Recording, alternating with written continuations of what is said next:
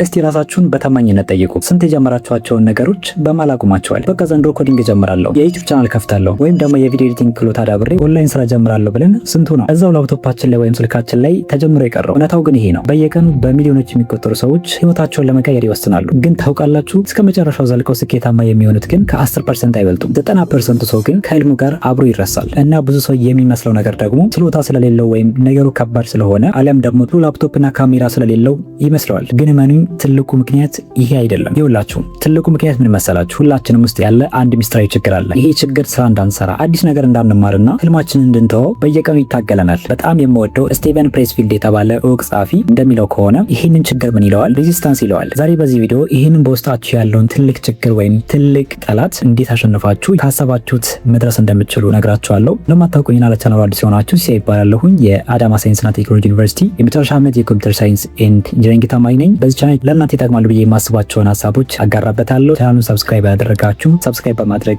ቪዲዮን ጀምሩ። ምክንያቱም በቀጣይነት የምለቃቸው ጠቃሚና አስተማሪ የሆኑ ቪዲዮዎች እንዳይመልጧችሁና ቀድሞውን ይደርሷችሁ ያግዛቸዋል። እሺ፣ ለመሆኑ ሬዚስታንስ ማለት ምን ማለት ነው? በቀላሉ ይሄንን ጽንሰ ሀሳብ ስንረዳው አንድ በጣም ጠቃሚ የሆነ ስራ ለመስራት ስታስቡ አሁን ደክሞኛል የሚላችሁ ያ ምክንያታዊ ድምጽ ነው። መጽሐፍ ልታነቡ ስትሉ፣ ስክሪፕት ለመጻፍ ስታስቡ ወይም ለማጥናት ስትቀመጡ መጀመሪያ ቲክቶክ ላይ ይሄንን አንድ ቪዲዮ ብቻ ላይ የሚላችሁ ያ አታላይ ስሜት ነው። እሱ ነው እንግዲህ ነገሮችን እናንተ በፈለጋችሁት መንገድ እንዳትሰሩ የሚያደርጋችሁ። እና ምን መሰላችሁ? ይሄ እንደምታስቡት ዝም ብሎ ስንፍና አይደለም። ሬዚስታንስ እናንተ ባላሰባችሁት መንገድ እጅግ በጣም ብልህና አደገኛ ችግር ነው። የሚገርመው ደግሞ ሬዚስታንስ የሚመጣው አንድ ነገር ለህይወታችሁ እጅግ በጣም አስፈላጊ መሆኑን ሲያውቅ ብቻ ነው። እስቲ በየቀኑ በሚያጋጥማችሁ ነገሮች እንኳን ተመልከቱ። ለምሳሌ ቲክቶክ ላይ ለ2 ሰዓት ዝም ብላችሁ ስክሮል ለማድረግ ምንም አይነት ሬዚስታንስ አይገጥማችሁም። ምክንያቱም ያ ለህይወታችሁ ምንም ፋይዳ የለውም። ግን ትልቅ ክህሎት ወይም ስኪል ለመማር ስታስቡ ይሄ ሬዚስታንስ የሚባለው ነገር በከፍተኛ ሁኔታ ያጠቃቸዋል። እኔ ራሴ አንዳንዴ በማያቸው ነገሮች እንኳን ይህ ስሜት ያጋጥመኛል። የሆነ አዲስ ነገር ለመማር ወይም ቪዲዮ ኤዲት ለማድረግ ሳስብ ጓደኞች ጋር ሻይ ጠጣ፣ ፈታ በል፣ ዘና በል፣ ገና ጊዜ አለ የሚል የስንፍና አይነት ምልክት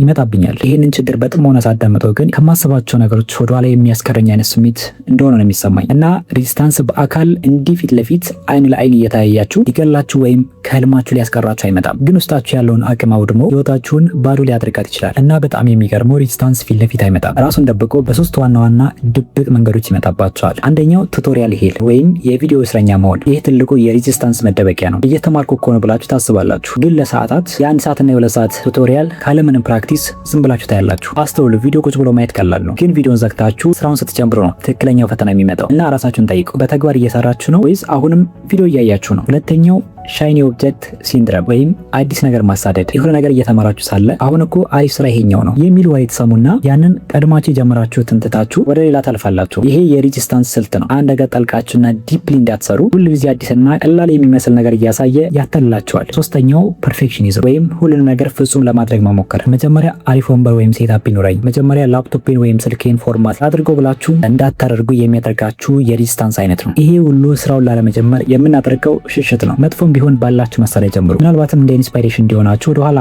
የኔ ቪዲዮዎች ተመልሳችሁ ካያችሁ ትንሽም ቢሆን ይሄኛው ቪዲዮ የተለየ ነገር አለው። ሰው ምን ልላችሁ ነው? ካላችሁ ነገር ጀምሩ። እሺ፣ ታዲያ ይሄን ሁሉ አውቀናል። ለዚህ ችግር መፍትሄው ምንድን ነው? እኔ ተጠቅሜውና ሞክሬው የሰራልኝ ነገር ተርን ፕሮ ወይም ፕሮፌሽናል መሆን ነው። በጀማሪና በፕሮፌሽናል ባለሙያ መካከል ያለው ትልቁ ልዩነት ምንድነው? ጀማሪ ወይም አማቸሩ ሞቲቬሽን ሲመጣ ብቻ ነው ስራውን የሚሰራው። አንድ ሰው ፕሮፌሽናል ከሆነ ግን ሬዚስታንስ ቢኖርም ባይኖርም ሙድ ውስጥ ቢሆንም ባይሆንም ቢደክመውም ባይደክመውም በየቀኑ በሰዓት ተገኝቶ ስራውን ይሰራል። እና ፕሮፌሽናሊዝም ማለት ስራውን እንደ ጦር ሜዳ የሚያየው ሰው ነው። እኔ ከዩኒቨርሲቲ ዶርም ወጥቼ የተከራየሁትም ለዚሁ ነው። ዶርም ውስጥ ብዙ ትኩረት የሚከፋፍሉ ነገሮች ስለነበሩ ሬዚስታንስ በጣም ይበረታብኝ ነበር። አሁን ግን ጠዋት አላርም በሞላውበት ሰዓት እነሳለሁ። የራሴ አለቃ ራሴ ነኝ። ራሴንም ቦር ዲሲፕሊንድ እንደሆነ አድርጎኛል። እና ህልማችሁን እንደ ባለሙያ ወይም እንደ ፕሮፌሽናሊዝም ማሰብ ሲጀምሩ ሬዚስታንስ አቅም አይኖረውም። በየቀኑ ሬዚስታንስን ለማሸነፍ እኔ የምጠቀምባቸውን 3 ዋና ዋና ነገሮችን ነግሬያችሁ ይህን ቪዲዮ በዚሁ እንጨርስ። የመጀመሪያው ዲፕ ወርክ ወይም ጥልቅ የስራ ፍቅር ነው። በቀን ውስጥ ቢያንስ ለጥቂት ሰዓታት ስልኬን አጥፍቼ አንድ አስፈላጊ ስራ ላይ ብቻ አተኩራለሁ። እና ፓርኪንሰን ሎው የሚባል አንድ ህግ አለ። እሱ ህግ ምንድነው የሚለው? እሱም ለአንድ ስራ የሰጣችሁት ጊዜ በረዘመ ቁጥር የምትሰሩት ስራ